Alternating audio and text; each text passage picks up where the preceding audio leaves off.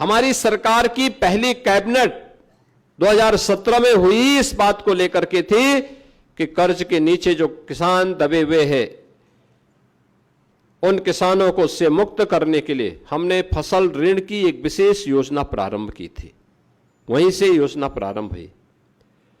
पहली बार उत्तर प्रदेश के इतिहास में लागत का 1.5 गुना दाम अन्नदाता किसान को प्राप्त हो और जगह जगह सरकारी क्रय केंद्र खोल करके उसकी उपज को खरीदने की कार्रवाई प्रारंभ हुई।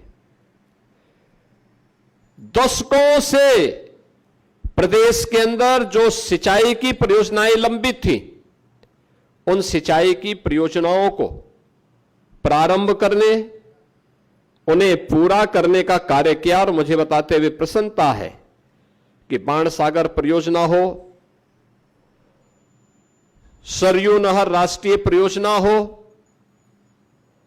या बुंदेलखंड से जुड़ी हुई परियोजनाएं, इन सभी परियोजनाओं को हम लोगों ने लग करके पूरा किया और पूरा करने के साथ ही 24 लाख हेक्टेयर भूमि को अतिरिक्त सिंचाई की सुविधा उपलब्ध करवाई है।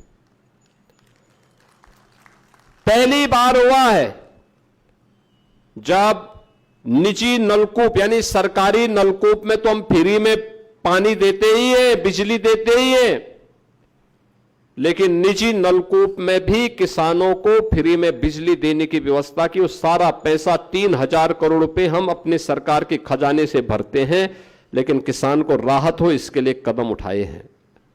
ये पहली बार हुआ। अन्य अनेक प्रकार के कदम उठाए गए और आज मैं मानता हूं उत्तर प्रदेश जैसे राज्य में, उत्तर प्रदेश देश के अंदर सबसे अच्छी उर्वरा भूमि रखता है। दुनिया के अंदर सबसे ज्यादा सिंचित भूमि हमारे पास है।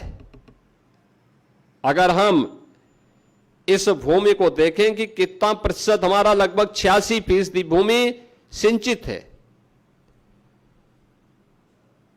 तीनों प्रकार की फसलें यूपी के अंदर आज के दिन पे ली जा रही हैं, रबी की भी, खरीफ की भी और जायद की भी।